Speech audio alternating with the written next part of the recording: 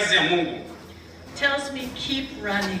Inaniambia ya kwamba endeleeni kukimbia.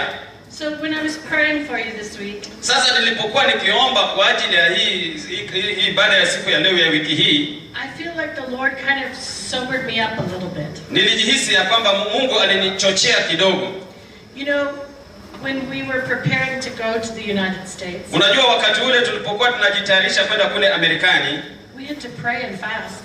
Ilitubidi tuombe na tufunge about when to go. Wakati gani ambapo tungeweza kwenda? Because there's so many crazy things going on there. Kwa maana kuna mambo ambayo sio mazuri sana inaendelea kule Amerika. We wanted to get in and get out, get back to Kenya. Tulikuwa tunataka tuingie ndani, tumalize shughuli zetu na turejee hapa Kenya. Under that protection and covering of God. Kwa hiyo kivuli ya ulinzi ya Mwenyezi Mungu. And we just got back this last week. Na tumerejea tu hii wiki ambayo imepita. And I can honestly say, na ninaweza kusema kwa hakika, you're such a blessed nation. Nyinyi hii taifa lenu la Kenya ni taifa imebarikiwa. I know a lot of people look at America. Najua kuna watu wengi kila saa wanaangalianga tu kutazama kule Amerika as the promised land. Kama ndio nchi ya ahadi. If only we could get there. Oh, kama ingelikuwa tu ningeweza kufika Amerika. And it is a blessed place. Na kwa kusema ukweli ni taifa ambalo imebarikiwa. What God is doing here in Kenya right now, lakini yale Mungu anafanya katika hii taifa la Kenya wakati kama huu, has been planned since the foundations of the earth. Iliupangwa tangu mwanzo wa ulimwengu. We are truly living in the end times. Kwa hakika tunaishi katika nyakati za mwisho. There are many things going on that you can tell. Kunayo mambo mengi inaendelea hata wewe mwenyewe unaweza kuona. And to think that God trusted you. Na kuona kwamba Mungu alikuamini. To be so powerful and so effective. Ili uweze kuwa na nguvu na bidii. So if we're living in the end times. Sasa ikiwa tunaishi katika nyakati za mwisho. And there is a shaking going on. Na kunayo kutingishiko ambayo inaendelea. There is a harvest right now. Kunao mkusanyiko ambayo inaendelea, mavuno. A tremendous harvest of souls. Mavuno makuu ya nafsi. That is available for each one of us to partake in bringing in. Ambayo iko kwa kila mmoja wetu ili aweze aende anyakue na aweze kuleta ndani. When we look at the history of the church. Tunapotazama katika historia ya kanisa, God has been so merciful to us. Mungu amekuwa ni wa rehema sana kwetu sisi. We need to be examining our lives.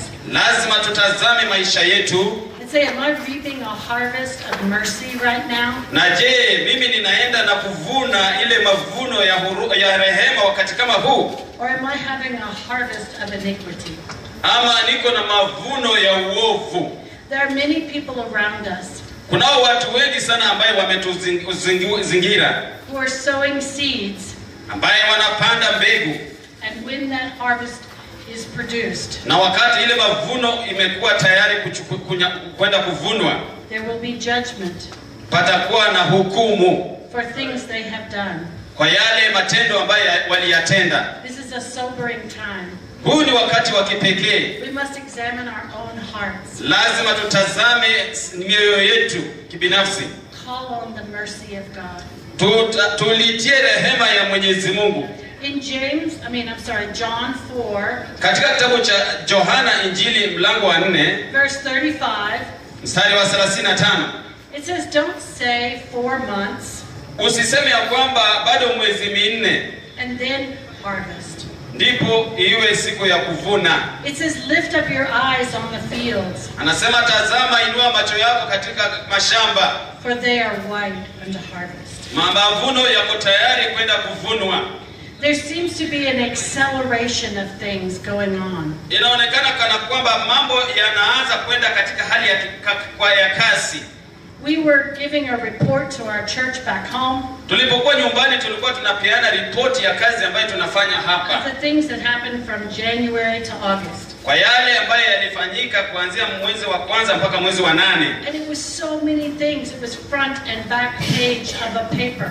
Na ilikuwa ni mambo mengi sana, ilikuwa ni ukurasa moja na ukurasa ya pili. And in an hour's time we could hardly describe all just the highlights of what God has been doing. Na katika lisali moja hata haingetoshea ya kusema yale yote ambayo Mungu anafanya. anafanya. In Galatians 6 verse 7. Katika kitabu cha Wagalatia mlango wa 6 mstari wa 7. These are familiar scriptures. Haya ni maandiko ambayo sisi sote tunayaelewa. It says, don't be deceived. Inasema ya kwamba msidanganyike. God is not mocked. Mungu hadhihakiwi. Whatever one sows, he will also reap. Chochote kile mtu anapanda ndicho atakayeivuna. Your season of reaping mercy. Ni wakati wa kuvuna rehema. Your season of reaping provision. Ni wakati wa kuvuna kuongezewa. Of the goodness of God.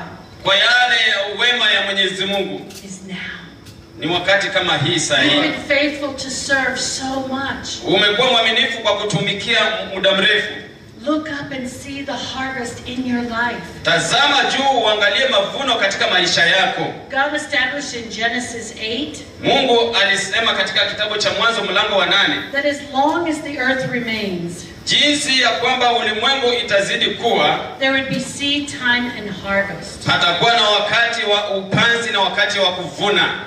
So all the things we've been sowing. Sasa yale yote tumekuwa tukiyapanda. The things we've been doing by faith. Yale tumekuwa tukiyafanya katika hali ya imani.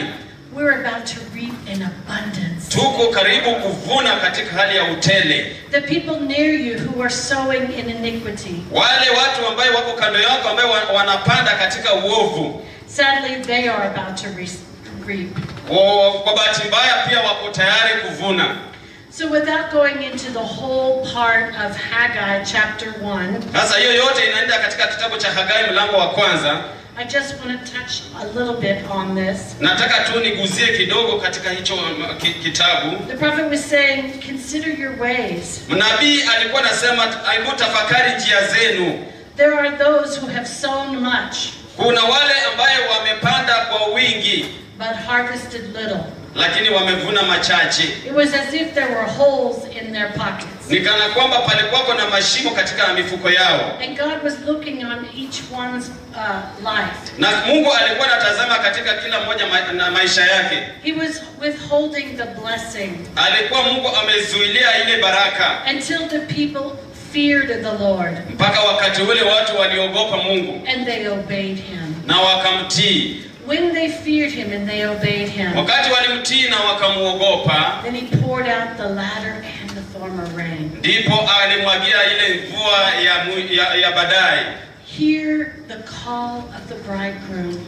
Bwana sikiliza wito ya bwana harusi. His coming is very close. Kurudi kwake umekaribia. The coming of the Lord is at hand. Kurudi kwa Bwana imeukaribia sana.